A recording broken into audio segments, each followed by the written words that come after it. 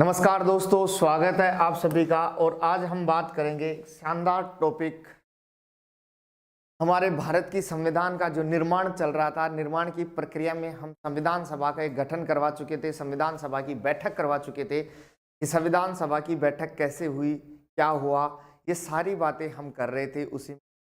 तो दोस्तों बहुत बहुत स्वागत आप सभी का। इसमें स्टार्ट करते हैं आज। जो कल हम बात कर रहे थे पिछले वीडियो में कि हमारे 26 जनवरी 1950 को, देखो मैंने कल 3 डेट आपको बताई थी, 26 नवंबर 1949, 24 जनवरी 1950 और एक मैंने आपको बताई थी 26 जनवरी 1950। 26 जनवरी 1950 को जो हमारी संविधान जो था, ये संविधान को लागू किया गया था। बाकी 26 नवंबर 1949 से संबंधित तथ्य आपको बता चुका हूँ, 24 जनवरी 1950 से संबंधित तथ्य आपको बता चुका हूँ। तो आज शानदार टॉपिक फिर बात करेंगे आगे हम संविधान के निर्माण में ही, और अब हम बात करेंगे संविधान से संबंधित और कोई जो हमारी बातें इंपॉर्टेंट बची हुई हैं, सारी बातों को आज हम करेंगे। और आज हम देखेंगे संविधान सभा की कुछ जो समितियां बनी थी, उन समितियों के कार्य सारे आज हम बात करेंगे। समितियां कौन कौन से कार्य के लिए, कौन कौन से विषय के लिए कौन कौन सी समिति बनी थी, उसकी हम बात करेंगे। तो आप सभी को पता है दोस्तों कि 26 जनवरी 1950 को हमारा संविधान लागू हुआ था, और उसी संविधान को कहा जाता है मूल संविधान। क्या कहते हैं उसे दोस्तों? उसी संविधान को कहा जाता है मूल संविधान कहा जाता है। और उसी मूल संविधान की अब आगे की हम बात करते हैं। तो अब आगे मैं कुछ तथ्यों की, कुछ लोगों की हम आपको बात बताना चाहता हूं कि हमारे संविधान से संबंधित क्या क्या तथ्य हैं और क्या क्या लोग हैं, उनसे संबंधित हमें जो आज बात करनी है। तो दोस्तों अब शुरू करते हैं हम कि हमारे संविधान को लेकर क्या क्या बातें कही गई हैं और क्या क्या इसके लिए तथ्य बनाए गए हैं। तो संविधान सभा में मैं बात करूं, सबसे पहले संविधान सभा में कुछ जो संविधान सभा ने हमारे संविधान सभा के रूप में निर्माण तो किया ही है, क्योंकि संविधान सभा 2 रूपों में कार्य करती। संविधान सभा कितने रूपों में कार्य करती थी दोस्तों? तो संविधान सभा 2 रूपों में कार्य करती थी। संविधान सभा 2 रूपों में कार्य करती थी, 2 रूपों में कार्य करती थी। कौन कौन से रूपों में कार्य करती थी दोस्तों? तो संविधान सभा ने 2 रूपों में कार्य किया। एक तो किया उसने संविधान का निर्माण, संविधान का निर्माण, क्योंकि संविधान सभा को गठित किया गया था भारत के संविधान का निर्माण करने के लिए। और दूसरा कार्य जो उसने किया दोस्तों, वो दूसरा कार्य किसके लिए किया था? उसने दूसरा कार्य किया था विधायिका के रूप में, विधायिका के रूप में, यानी कि संसद के रूप में, कानून निर्माण के रूप में। यानी विधायिका हम कह सकते हैं संसद के रूप में, विधायिका को क्या कह सकते हैं? संसद कह सकते हैं के रूप में। जब संविधान का निर्माण किया जा रहा था तब तो इसके अध्यक्ष होते थे, स्थायी अध्यक्ष कौन होते थे? राजेंद्र प्रसाद। जब संविधान सभा संविधान के निर्माण के रूप में कार्य कर रही थी तब तो इसके अध्यक्ष थे डॉक्टर राजेंद्र प्रसाद, लेकिन जब विधायिका के रूप में काम करती थी तब इसके अध्यक्ष होते थे जीवी मावलंकर, गणेश वासुदेव मावलंकर। पूरा नाम इनका है दोस्तों गणेश वासुदेव मावलंकर है। जीवी मावलंकर को कहा जाता है लोकसभा का पिता। क्या कहते हैं इसे? लोकसभा का जनक भी कहते हैं या लोकसभा का पिता भी कहते हैं जीवी मावलंकर को, क्योंकि जीवी गणेश वासुदेव मावलंकर जो साहब थे, गणेश वासुदेव मावलंकर जी का जो मैं बात करूं, गणेश वासुदेव मावलंकर जी जो थे हमारे लोकसभा के प्रथम अध्यक्ष थे। और प्रथम अध्यक्ष थे तो इन्हें लोकसभा का क्या कहते हैं? पिता कहते हैं। क्या कहते हैं दोस्तों? लोकसभा का पिता कहते हैं। पहले प्रोटेम स्पीकर भी यही थे और पहले अध्यक्ष भी यही थे। इसके अलावा मैं बात करूं और संविधान सभा से संबंधित बातें हम करें तो संविधान सभा में महिलाओं की संख्या, तो संविधान सभा में महिलाओं की संख्या जो थी दोस्तों वो कितनी थी? 15। कितनी थी? 15। और इन 15 में एक अच्छी बात पूछी जा सकती है, नोट लगा के लिख लेना। एकमात्र मुस्लिम महिला, एकमात्र मुस्लिम महिला कौन थी? तो एकमात्र मुस्लिम जो महिला थी वो थी बेगम अय्याज रसूल। कौन थी? बेगम अय्याज रसूल। यानी कि संविधान सभा में टोटल महिलाओं की संख्या कितनी थी दोस्तों? तो टोटल महिलाओं की संख्या जो थी वो कितनी थी? 15 थी। और उनमें एकमात्र अगर मुस्लिम महिला अगर आपसे पूछी जाए तो एकमात्र मुस्लिम महिला कौन थी? बेगम अय्याज रसूल थी। वो 15 कौन कौन थी? तो देखो, सुचिता कृपलानी थी, सरोजिनी नायडू थी, विजय लक्ष्मी पंडित थी, हंसा मेहता थी। इसके अलावा हम बात करें कमला चौधरी थी, पूर्णिमा बनर्जी थी, राजकुमारी अमृता कौर जो कि हमारी पहली महिला मंत्री भी रही थी कैबिनेट में, राजकुमारी अमृता कौर भी उसी में शामिल थी। तो ये जो शीर्ष स्तर की जो राजनेताएं थी, रेणुका राय, आपके लीला राय जो भी थी, एनी मस्क्रीन, ये सारी जो महिलाएं थी, ये महिलाएं कहाँ से थी? ये महिलाएं किस में थी? संविधान सभा में शामिल थी। तो टोटल महिलाओं की संख्या कितनी थी संविधान सभा में? तो दोस्तों कितनी थी? 15। संविधान सभा में टोटल महिलाओं की संख्या कितनी थी? 15 थी। और उनमें एकमात्र अगर कोई महिला आपसे पूछी जाए कि मुस्लिम महिला कौन थी, तो एकमात्र मुस्लिम महिला बेगम अय्याज रसूल थी। और बेगम अय्याज रसूल उत्तर प्रदेश प्रांत से चुन के आई थी। कहाँ से चुन के आई थी दोस्तों? उत्तर प्रदेश के जो प्रांत था अपना संयुक्त प्रांत, वहां से चुन के आई थी। तो ये भी आपको पूछा जा सकता है। इसके अलावा नेक्स्ट हम बात करें और क्या संविधान सभा के, तो संविधान सभा का प्रतीक, संविधान सभा का प्रतीक, और संविधान सभा का प्रतीक था हाथी। कौन था दोस्तों? हाथी। हाथी मेरा साथी। इसके अलावा और मैं बात करूं, संविधान सभा में एससी की संख्या कितनी थी और एसटी की संख्या कितनी थी? अनुसूचित जाति और अनुसूचित जनजाति, इन दोनों की संख्या भी आपको पूछ सकता है कि संविधान सभा में एससी की संख्या कितनी थी और एसटी की संख्या कितनी थी। तो आपको बता दूं, एससी की संख्या जो थी वो थी 26। कितनी थी? 26। और एसटी की कितनी थी? 33। इसके अलावा राजस्थान से संविधान सभा में सदस्य, राजस्थान से संविधान सभा में सदस्य थे 12। कितने थे? 12 सदस्य थे। और राजस्थान से एकमात्र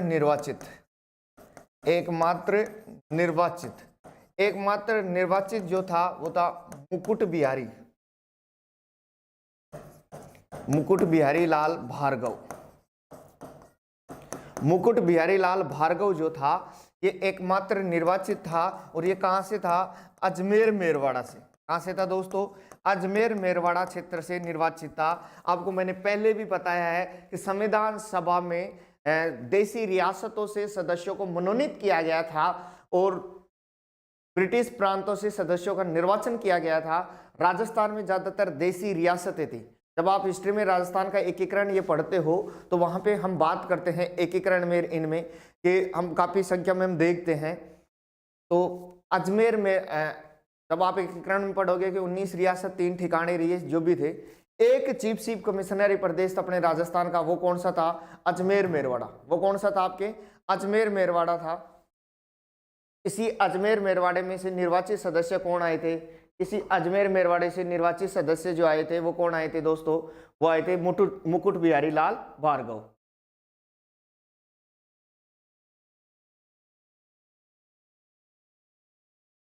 तो हम बात करते हैं, तो राजस्थान से टोटल सदस्य 12 हैं, एकमात्र निर्वाचित कौन सा है? मुकुट बिहारी लाल भार्गव।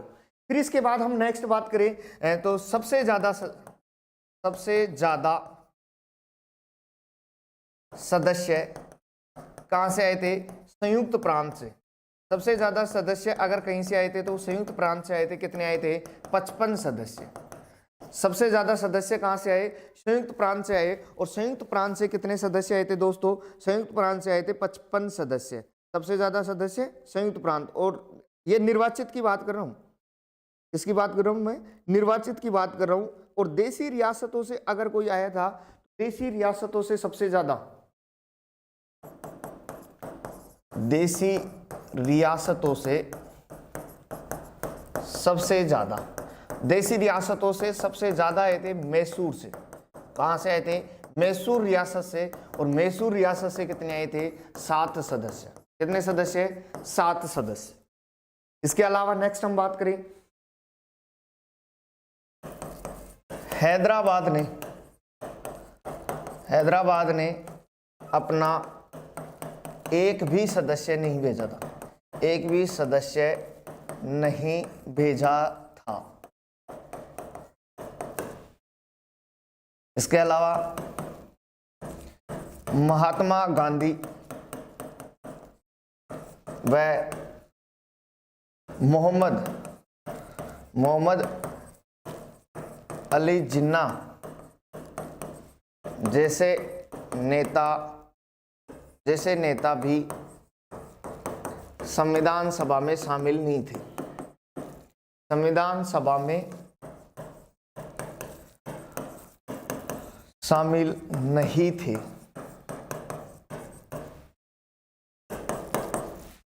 इसके अलावा मैं बात करूं,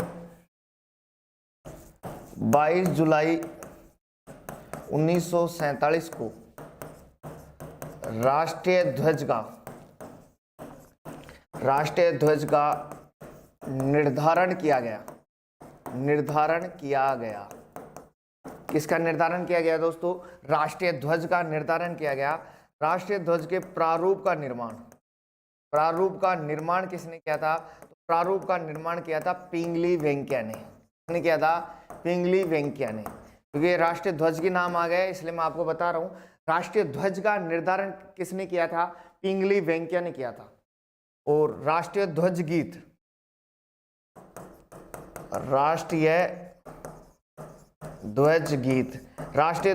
कौन सा अपना? विजयी विश्व तिरंगा प्यारा।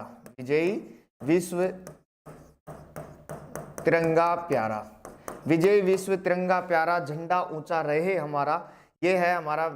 और इसको लिखा किसने था?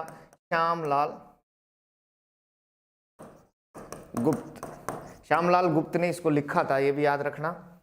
इसके अलावा मैं बात करूं, 16 मई 1949 को भारत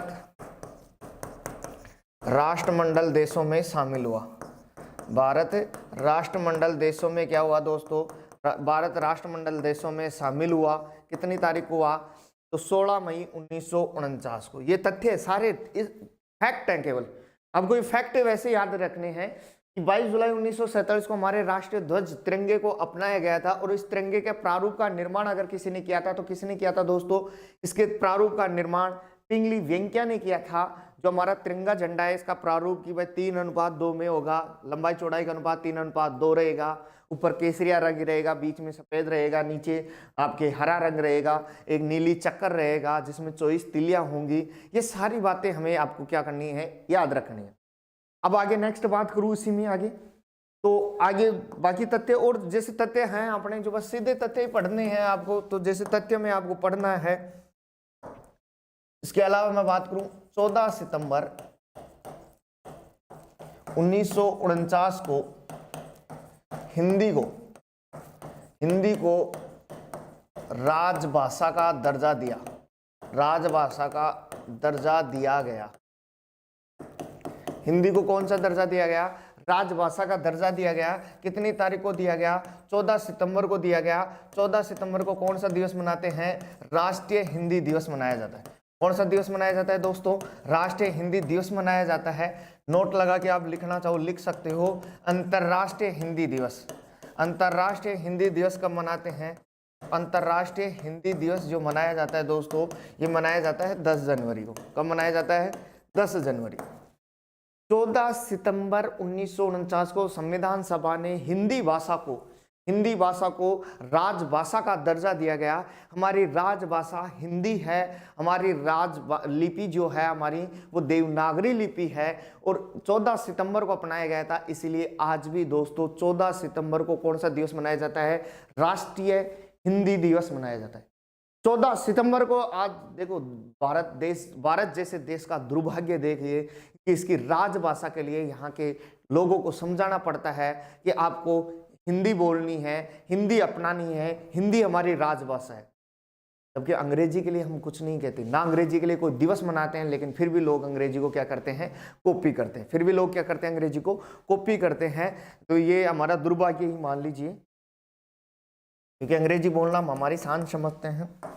इसके अलावा और क्या क्या काम हुआ था देखो। 24 जनवरी 1950 को 24 जनवरी 1950 को देखो, राष्ट्रगान, राष्ट्रगीत और राष्ट्रपति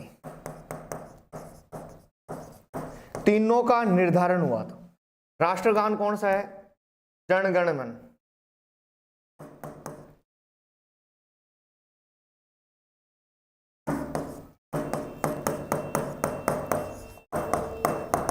ये हमारा क्या है, राष्ट्रगान। राष्ट्रगीत कौन सा अपना, वंदे मातरम। और राष्ट्रपति किसको चुना था, राजेंद्र प्रसाद। ये 24 जनवरी 1950 को ये तीन काम हुए थे, जन गण मन, वंदे मातरम और राजेंद्र प्रसाद, तीनों को एक साथ 24 जनवरी 1950 को चुना गया था। राष्ट्रगान किसने लिखा, रविंद्रनाथ टैगोर ने। यह भी आपको याद रखना है कि राष्ट्रगान किसने लिखा, तो यह राष्ट्रगान लिखा था रविंद्रनाथ टैगोर। रविंद्रनाथ टैगोर जी जो थे, इन्होंने हमारे लिए राष्ट्रगान का क्या किया था, निर्माण किया था, राष्ट्रगान लिखा। वंदे मातरम किसने लिखा, बंकिम चंद्र चटर्जी ने। किसने लिखा, बंकिम चंद्र चटर्जी। इसके अलावा राष्ट्रपति, ये कौन था अपना, पहला निर्वाचित राष्ट्रपति था पहला कौन, राजेंद्र प्रसाद। ये 24 जनवरी 1950 को हुआ था, क्योंकि जब तक हमारे संसद के चुनाव नहीं होंगे तब तक के लिए हमें अंतरिम राष्ट्रपति अनुच्छेद 380 के तहत, इसको कौन से अनुच्छेद के तहत, अनुच्छेद 380 के तहत क्या बनाया गया था, अंतरिम राष्ट्रपति बनाया गया था। क्या बनाया गया था दोस्तों, अंतरिम राष्ट्रपति बनाया गया था। कब, 24 जनवरी 1950 को। इसके अलावा और बात करें इसमें और क्या क्या बातें हैं आपकी, जो आपके जो तथ्य रहे हैं, और मैं बात करूं जैसे तथ्यों में, तो हाँ, डॉक्टर भीमराव अंबेडकर का निर्वाचन कई बार, बहुत बार दिक्कत करता है। डॉक्टर भीमराव अंबेडकर का निर्वाचन, संविधान सभा के लिए डॉक्टर भीमराव अंबेडकर का निर्वाचन कैसे हुआ, कैसे नहीं हुआ, आप खुद देखना, एक बार समझना इसको कोशिश। देखो, इनका निर्वाचन की मैं बात करूं, डॉक्टर भीमराव अंबेडकर सबसे पहले चुनावों में खड़े होते हैं बॉम्बे प्रांत। कहां से, बॉम्बे प्रांत। बॉम्बे प्रांत से चुनाव में खड़े हो गए, लेकिन क्या हो गए, हार गए। क्या हो गए, हार गए। फिर इसके बाद डॉक्टर भीमराव अंबेडकर खड़े होते हैं बंगाल प्रांत। कहां से, बंगाल प्रांत में एक सीट थी जयसुर कुलना। कौन सी सीट थी दोस्तों, जयसुर कुलना सीट थी। इस जयसुर कुलना सीट से ये क्या हो जाते हैं, जीत जाते। मुस्लिम लीग की सहायता से ये क्या हो गए, चुनाव जीत गए।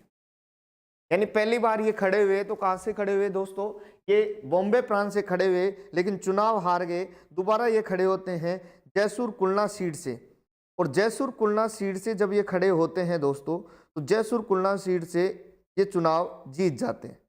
चुनाव ये जीत गए, लेकिन थोड़े दिन बाद ये सीट कहाँ चली गई, ये सीट पाकिस्तान में चली। कहाँ चली गई दोस्तों, ये सीट पाकिस्तान में चली गई।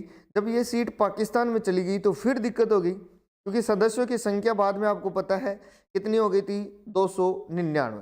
कितनी हो गई थी दोस्तों, 299 हो गई थी।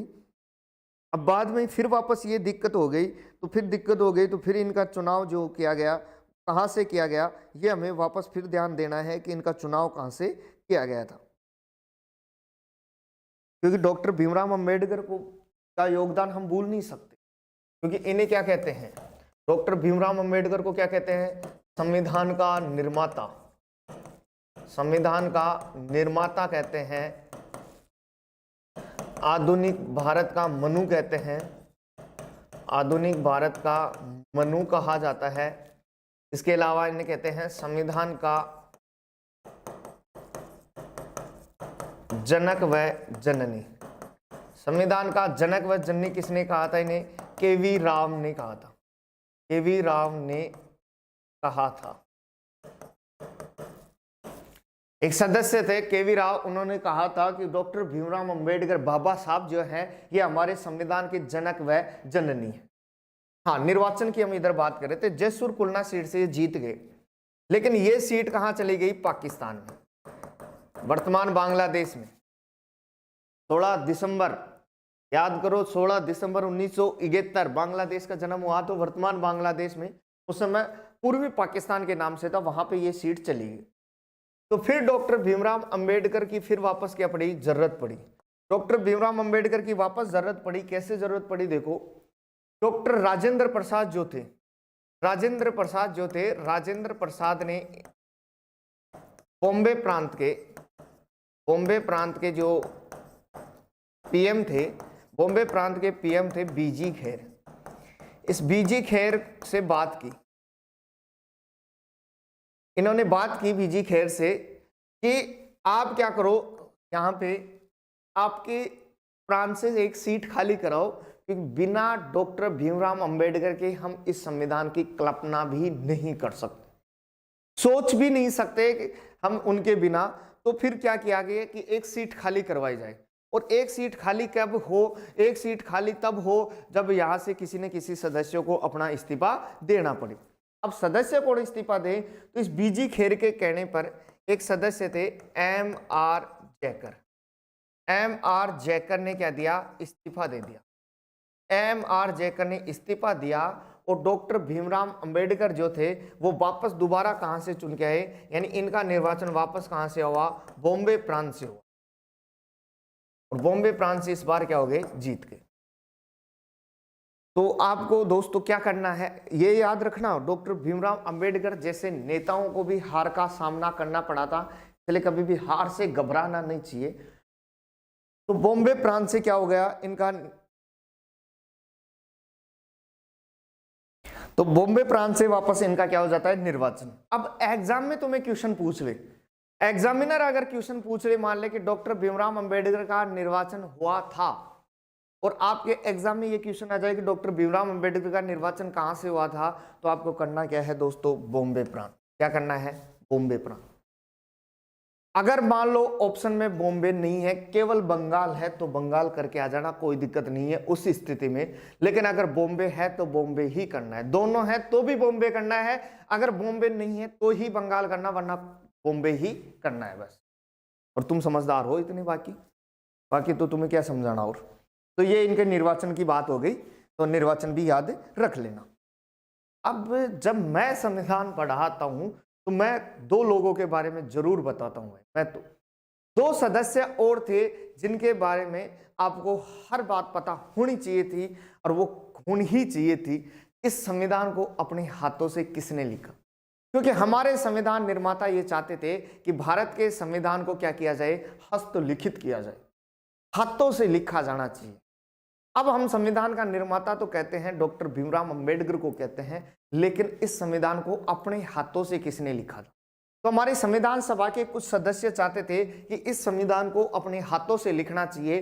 तो एक सदस्य आएंगे, आप एक सदस्य के बारे में आपको पढ़ना है, प्रेम बिहारी नारायण रायजादा। प्रेम बिहारी नारायण रायजादा के बारे में आपको पढ़ना चाहिए। बहुत सी किताबें इनके बारे में पढ़ाती नहीं, बड़ी दुख की बात है, पढ़ाना चाहिए।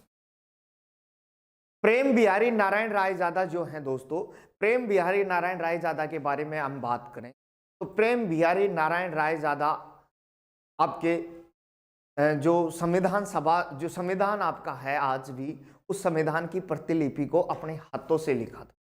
लिखा अंग्रेजी में था इन्होंने। ये प्रेम बिहारी नारायण रायजादा जो हैं ये कैलीग्राफी विशेषज्ञ थे। क्या थे ये? कैलीग्राफी विशेषज्ञ।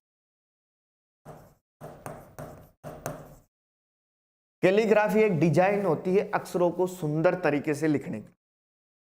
अक्षरों को एक सुंदर तरीके से लिखने की एक डिजाइन होती है, उसे कहते हैं कैलीग्राफी। क्या बोलते हैं उसे? कैलीग्राफी बोलते हैं। जो बढ़िया तरीके से घुमा फिरा के लिखे। एक मेरी तरह हेड राइटिंग वाला भी नहीं होना चाहिए। अब मेरी तो नहीं है, हाँ, तो ऐसे हेड राइटिंग वाले से तो क्या लिखवाना था? भाई ऐसे हैंड राइटिंग वाले से तो लिखाना भी क्या था। तो कैलीग्राफी विशेषज्ञ जो थे प्रेम बिहारी नारायण रायजादा, तो इनकी बात करते हैं हम। जब हमारे देश के पहले प्रधानमंत्री जवाहरलाल नेहरू जी ने एक संपर्क किया एक स्कूल से, एक स्कूल थी school of arts. School of arts कौन सी थी? शांति निकेतन। पूरा ही नाम लिख देता हूं, Shanti Niketan school, Shanti Niketan school of arts. ये एक स्कूल थी Shanti Niketan school of arts. इस Shanti Niketan school of arts से संपर्क किया गया। डॉक्टर रविंद्र, जो हमारे देश के राष्ट्रगान के रचयिता जो है रविंद्रनाथ जी टैगोर, उन्होंने इस स्कूल की स्थापना की। उनसे संपर्क किया गया स्कूल से कि आप ऐसे व्यक्ति के बारे में बताइए जो अक्षरों को बड़े सुंदर तरीके से लिखता हो, क्योंकि हम चाहते हैं कि संविधान को अपने हाथों से लिखें। इस संविधान को हम टाइपिंग नहीं करवाएंगे, हाथों से लिखा जाएगा। तो फिर इस स्कूल ने बताया, बोले हमारा एक स्टूडेंट रहा हुआ है, पुराना एक्स स्टूडेंट था इनका, और वो बड़े शानदार तरीके से, आज तक के सारे स्टूडेंटों में अगर सबसे शानदार अगर किसी का लेख है तो उसी का है, आप उनसे संपर्क कीजिए। वो फिलहाल दिल्ली में है, ये दिल्ली में ही थे, प्रेम बिहारी नारायण रायजादा।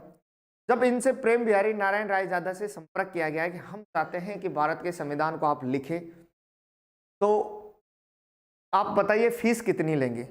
प्रेम बिहारी नारायण रायजादा ने कहा कि मैं बहुत गौरवशाली हूं कि मेरा ये जीवन धन्य हो जाएगा अगर मैं इस देश के कुछ काम आया तो।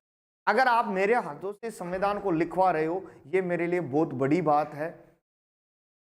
और आप इस संविधान को अगर लिखित में चाहते हो या लिखा हुआ चाहते हो तो बहुत अच्छी बात है। मैं लिखूंगा, फ्री में लिखूंगा, बस मेरी एक शर्त है, मैं कोई शुल्क नहीं लूंगा, मैं फ्री में लिखूंगा, बस मेरे लिए एक शर्त है।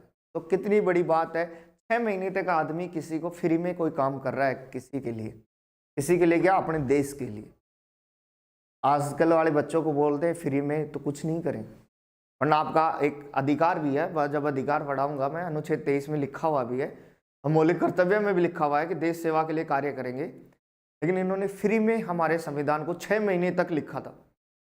तो प्रेम बिहारी नारायण रायजादा ने कहा मेरी शर्त यह है कि मैं प्रत्येक पेज पे प्रत्येक भाग में मेरा नाम लिखूंगा पेज के नीचे, और दूसरा मैं लास्ट में मेरे और मेरे दादा के बारे में लिखूंगा, दादा का नाम लिखूंगा, तब तो मैं लिख सकता हूँ। बोले कोई दिक्कत नहीं, लिखो, कोई बात नहीं यार, इतना तो बनता है इस आदमी के लिए। इनके दादा का नाम जो था, इनके दादा का नाम था रामदास। क्या नाम था? रामदास। क्योंकि इनके माता पिता का निधन जल्दी हो गया था, कम उम्र में, तो रामदास जी इनके दादा का नाम है, यो लगाते हैं सम्मान के साथ, रामदास जी इनके दादा का नाम है। इन दोनों का नाम लिखा हुआ है। प्रेम बिहारी नारायण रायजादा ने अंग्रेजी में लिखा है। किसमें लिखा है दोस्तों? अंग्रेजी में लिखा है, 6 माह में लिखा, 6 माह। कितने पेन प्रयोग में लिए इन्होंने? कहते हैं पेन, जो पेनों का प्रयोग किया, पेनों की निब का प्रयोग किया कि 251 पेनों का प्रयोग किया, 254। और पेज कितने इन्होंने, पेज कितने लिखे? 251 पेज लिखे। मूल संविधान की मैं बात करूं, मूल संविधान वो संविधान है जो 26 जनवरी 1950, बार बार ये बात आएगी आपके सामने, 26 जनवरी 1950। 26 जनवरी 1950 को मूल संविधान जो लिखा गया था, इसमें जो शब्द हैं, इसमें शब्द कितने हैं? तो मूल संविधान में शब्द थे 80,000 शब्द। कितने शब्द थे? 80,000 शब्द थे। अभी जो वर्तमान में हमारा डाटा सही मानती है, यूपीएससी जो सही मान रही है, वर्तमान में शब्द कितने हैं? वर्तमान में अंग्रेजी में शब्द हैं 1,17,369 शब्द। कितने शब्द हैं? 1,17,369 शब्द वर्तमान में शब्दों की संख्या कितनी है दोस्तों? वर्तमान में शब्दों की संख्या 1,17,369 शब्द है। तो ये इनके बारे में, प्रेम बिहारी नारायण रायजादा के बारे में पता होना चाहिए कि हमारे संविधान को अपने हाथों से हस्तलिखित किसने किया था? तो प्रेम बिहारी नारायण रायजादा ने। हिंदी रूपांतरण किसने किया था? हिंदी रूपांतरण। हिंदी रूपांतरण हमारे संविधान का किसने किया गया था? और ये भी याद रखना, अंग्रेजी में 2 लिपियां हैं हमारी, एक मेन लिपि है, एक कार्बन कॉपी है। हिंदी में केवल एक ही लिपि है। तो 3 पर जब 24 जनवरी 1950 को हस्ताक्षर करवाए जा रहे थे संविधान पर, तो 3 प्रतिलिपियों पर हस्ताक्षर हुए थे। अंग्रेजी की 2 थी, हिंदी की 1 थी। हिंदी रूपांतरण किसने किया था? हिंदी रूपांतरण किया था बसंत कर्षण वेद ने। किसने किया था? बसंत कर्षण वेद ने किया था। और दूसरी बात यह भी याद रखना,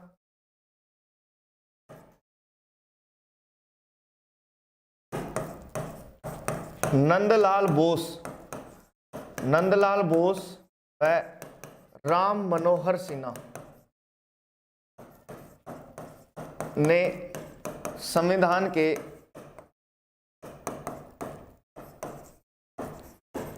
प्रत्येक भाग, संविधान के प्रत्येक भाग को चारों तरफ से डिजाइन किया गया था, चारों तरफ से डिजाइन किया था। यानी कि हमारा जो ये पेज ऐसे लिखा हुआ था, इस पेज के चारों तरफ बॉर्डर जो बनाई गई थी, ऐसे कलाकृति सजाई गई थी।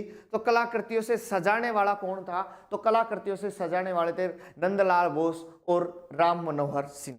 इन दोनों ने हमारे संविधान को किससे सजाया था? फूल पत्तियों से डिजाइन करके सजाया था। तो इनके बारे में भी आपको क्या करना है? याद रखना है। किस किस के बारे में? नंदलाल बोस और राम मनोहर सिन्हा। नंदलाल बोस और राम मनोहर सिन्हा भी शांति निकेतन स्कूल से ही थे। इनका भी संबंध शांति निकेतन स्कूल से ही था। और इन्होंने हमारे संविधान को किससे सजाया था दोस्तों? इन्होंने हमारे संविधान को बड़े शानदार तरीके से सजाया था। और इन्होंने किस प्रकार किससे सजाया? फूल पत्तियों से डिजाइन विजाइन किया था। अब इसके बारे में और इसके अलावा हम इसमें और क्या बातें करें? इसमें हम आगे बात करते हैं।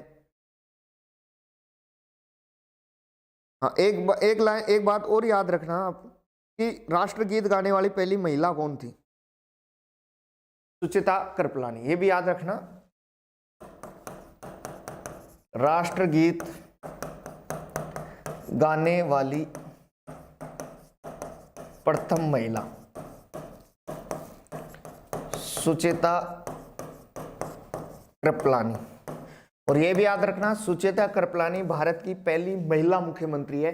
यूपी की मुख्यमंत्री रही थी। अगर महिलाओं में पहला मुख्यमंत्री कोई बना था तो कौन बना था? सुचेता कृपलानी, जो कि हम आगे मुख्यमंत्रियों में वहां पे बात करेंगे इसके बारे में। अब आगे हम बात करते हैं संविधान की समितियां। संविधान सभा की जो समितियां हैं, उन समितियों की बात करेंगे। यानी आगे हम हेडिंग लगाते हैं संविधान सभा की समिति। संविधान सभा की समितियां। और संविधान सभा की समितियों में हम बात करते हैं तो संविधान सभा में 2 प्रकार की समितियां, एक प्रक्रिया संबंधी समिति, एक तो कौन सी थी? प्रक्रिया संबंधी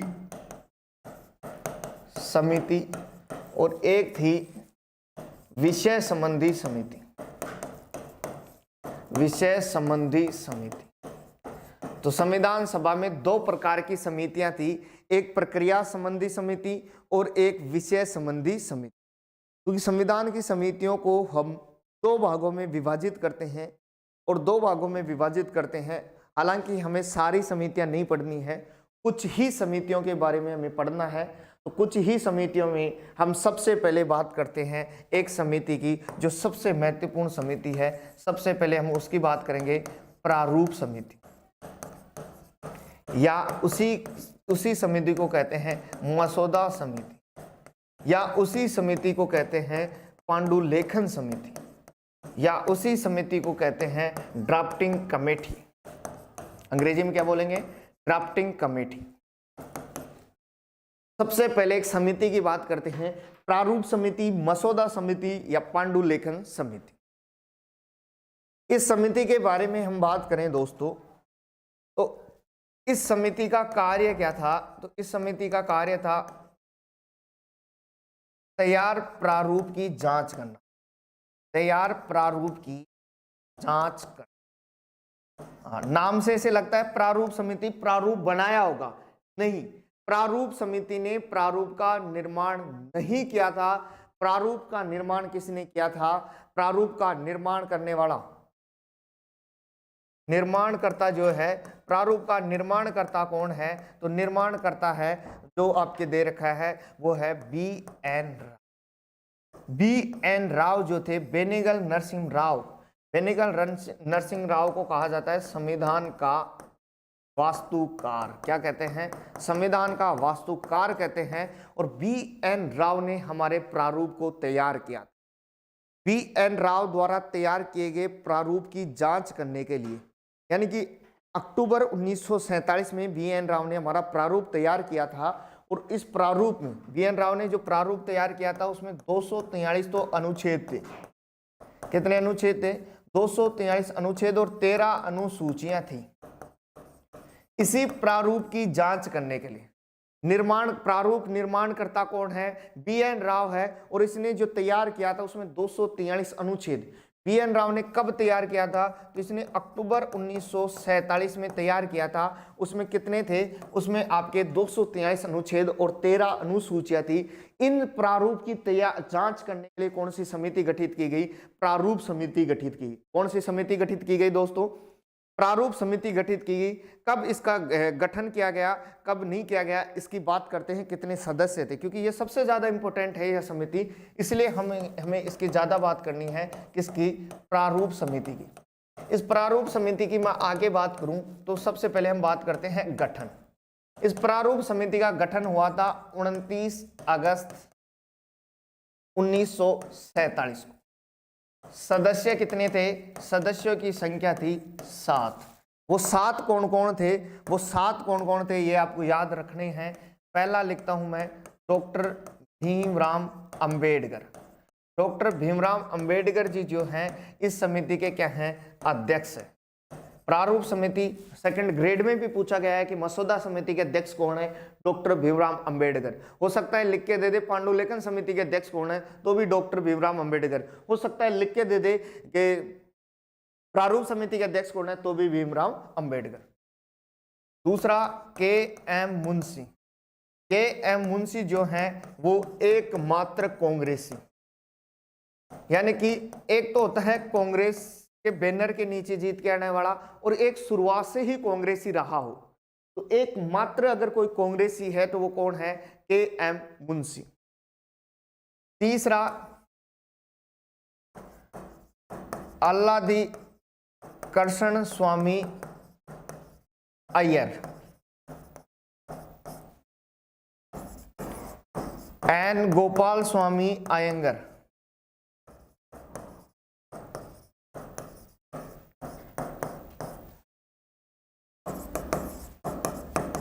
सैयद मोहम्मद सादुल्ला। सैयद मोहम्मद सादुल्ला एकमात्र मुस्लिम, एकमात्र क्या है? मुस्लिम। इसके अलावा छठा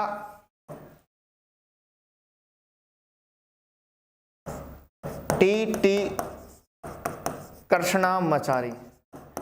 टी कृष्णामाचारी शामिल हुआ था डी.पी. खेतान की मृत्यु के बाद, यानी कि पहले डी.पी. खेतान शामिल था, लेकिन मृत्यु के बाद कौन शामिल हुआ? टी कृष्णामाचारी। और 7वां जो हमारा सदस्य बन गया एन माधवराव। एन माधवराव ये शामिल हुए थे B.L. मित्तल के इस्तीफा देने के बाद।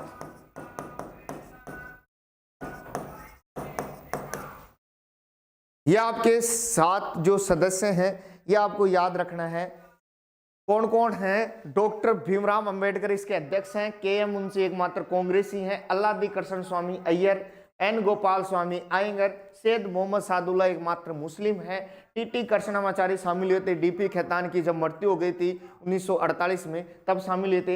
N Madhavrao B.L. मित्तल ने अपना इस्तीफा दे दिया था, इसके बाद शामिल हुए थे। तो ये आपको याद रखना है, क्योंकि हमारे जो संविधान है, इस संविधान की प्रारूप समिति का काम था इस प्रारूप की जांच करना। और प्रारूप की जांच करना जब इस समिति का काम था तो आपको पता होना चाहिए समिति ने अपने बहुत सारे काम किए थे, इसलिए इसके बारे में आपको याद रखना। तो ये शामिल हुए थे। अब गठन वठन की बात हो गई, अब और बात करते हैं इसमें ही, तो यही लिख देता हूं मैं, रिपोर्ट। रिपोर्ट कब पेश की? तो इसने रिपोर्ट पेश की 21 फरवरी 1948 को, और इस रिपोर्ट में इसने 315 अनुच्छेद, क्योंकि वो 243 अनुच्छेद थे उसमें तो, लेकिन इसने 315 अनुच्छेद व 8 अनुसूचियां थी। ये भी आपको याद रखनी है। किसके बारे में? प्रारूप समिति के बारे में। प्रारूप समिति का गठन कब हुआ था? 29 अगस्त 1947 को हुआ था। प्रारूप समिति ने अपनी रिपोर्ट कब पेश की? 21 फरवरी 1948 को संविधान सभा के सामने पेश की थी। प्रारूप समिति की पेश रिपोर्ट में कितने अनुच्छेद थे? 315 अनुच्छेद और 8 अनुसूचियां थी। और आपसे पूछा जाए कि BN राव ने जो प्रारूप तैयार किया था उसमें क्या था? तो 243 अनुच्छेद और 13 अनुसूचियां थी। और उस प्रारूप की जांच करने के बाद 315 अनुच्छेद और 8 अनुसूचियां बनाई गई। ये कौन कौन 7 सदस्य इसमें कौन कौन शामिल थे, सारे आपके सामने लिखे हुए हैं कि कौन कौन से 7 सदस्य इसमें क्या थे, शामिल थे। अब इसके बाद में आगे की समितियों के बारे में बात करते हैं। तो बस आपको केवल समिति का नाम और क्या याद रखना है? आपको केवल समिति का नाम और उसका अध्यक्ष याद रखना है। इस समिति का नाम क्या है और उसका अध्यक्ष कौन, तो केवल ये याद रखना है। तो नेक्स्ट में अपन बात करते हैं, एक तरफ मैं लिखूंगा समिति का नाम और दूसरी तरफ यहां मैं लिखूंगा अध्यक्ष। इस समिति का अध्यक्ष कौन है, समिति का नाम कौन है।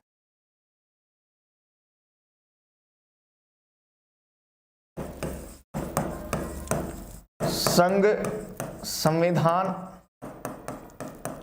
समिति,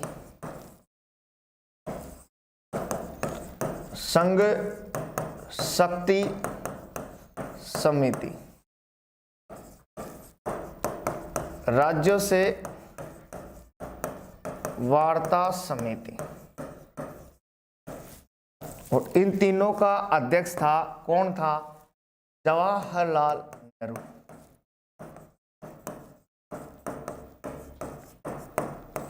यानी संघ संविधान समिति के अध्यक्ष कौन थे? जवाहरलाल नेहरू। संघ शक्ति समिति के अध्यक्ष कौन थे? जवाहरलाल नेहरू। और आपके जो राज्य से वार्ता समिति थी इसके भी अध्यक्ष कौन थे? जवाहरलाल नेहरू। अब और कौन सी समितियां हैं जिनकी हम बात करें? बाकी देखो, प्रांतीय संविधान समिति, प्रांतीय शक्ति समिति,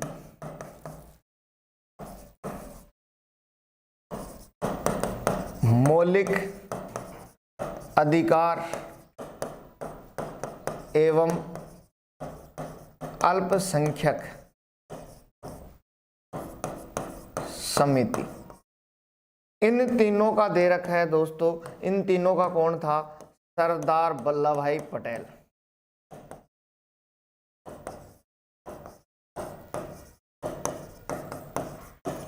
सरदार पटेल साहब जो थे, इन तीनों समितियों के अध्यक्ष कौन थे? सरदार वल्लभ भाई पटेल। के अलावा और कौन कौन सी समिति?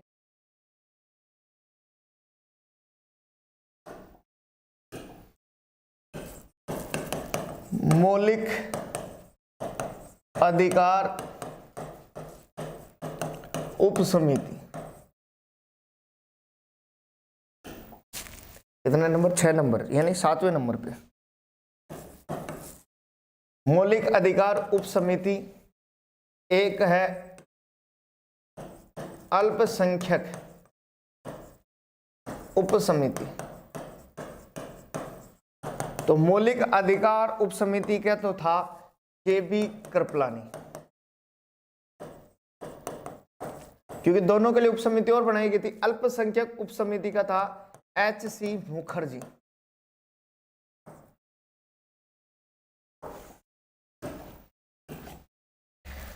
इसके अलावा मैं बात करूं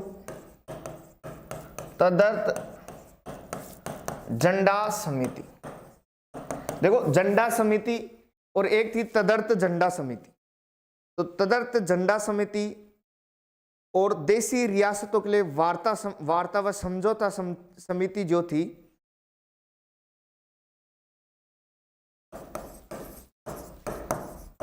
देसी रियासतों से वार्ता व समझौता समिति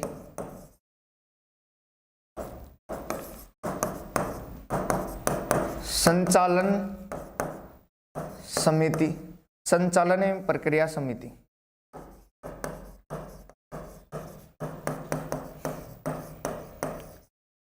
इनका कौन था?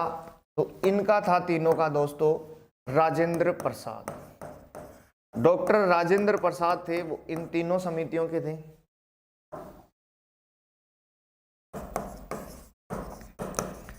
कार्य संचालन समिति, कार्य संचालन समिति नीति निर्देशक समिति, नीति निर्देशक समिति, इनके कौन थे? तो कार्य संचालन समिति का था के एम मुंशी। देखो एक संचालन समिति है राजेंद्र प्रसाद, लेकिन वो कार्य संचालन किसका था? तेज बहादुर सप्रू, तेज बहादुर सप्रू। ये इनके क्या है, बात कर रहे हैं समितियों की, हम बात कर रहे हैं किसकी बात कर रहे हैं दोस्तों? हम समितियों की बात कर रहे हैं। तो कार्य संचालन के एम मुंशी है, लेकिन संचालन का कौन है? संचालन समिति का राजेंद्र प्रसाद है। और बाकी नीति निर्देशक तत्वों से संबंधी समिति का जो कौन होगा? नीति निर्देशक तत्वों से संबंधी समिति का अध्यक्ष है तेज बहादुर सप्रू। इसके अलावा आप बाकी की और भी बात कर सकते हो, जैसे आवास संबंधी समिति,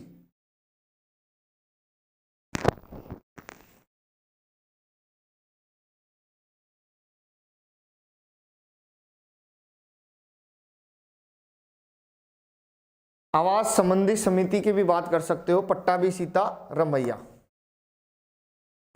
खूब है इतनी तो। आवास संबंधी समिति, और इसका कौन था? पट्टाभी सीता रमैया, सीता रमैया। बाकी आप कर भी सकते हो, जैसे गोपीनाथ बारदोई भी थे, एवी टक्कर भी थे। पूर्वी सीमांत क्षेत्र जो है और अपवर्जित जो क्षेत्र है असम का, वहाँ के तो गोपीनाथ बारदोई को बनाया गया था, और बाकी के जो और अपवर्जित क्षेत्र है वहाँ के लिए एवी टक्कर को बनाए गए थे। तो ये बाकी प्रत्यय संबंधी समिति लिए इतना कोई खास इंपॉर्टेंस नहीं है। यही वाली समितियाँ इतनी खूब हैं। 15 आपको समितियाँ आपके सामने आ गई हैं। 15 कौन कौन सी हैं जो देख लीजिए आपके सामने जो है।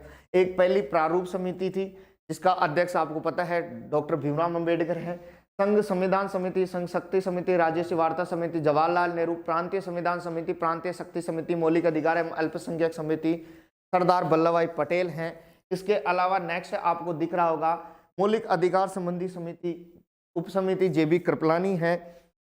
अल्पसंख्यक उप समिति एस.सी. मुखर्जी हैं। तो ये आपको क्या करना है? ये आपको सारे याद रखने हैं।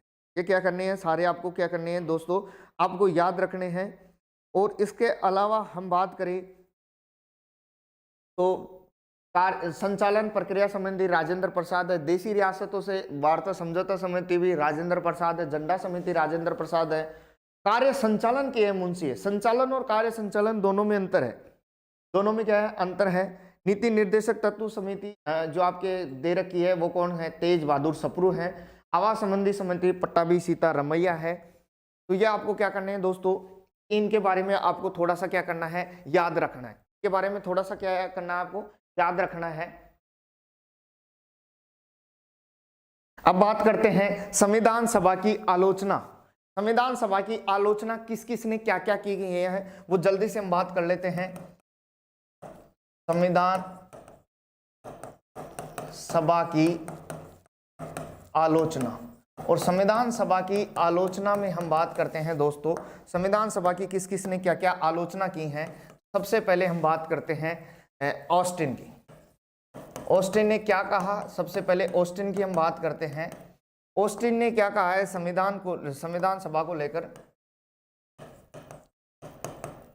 संविधान सभा ही कांग्रेस है तथा कांग्रेस ही संविधान सभा है।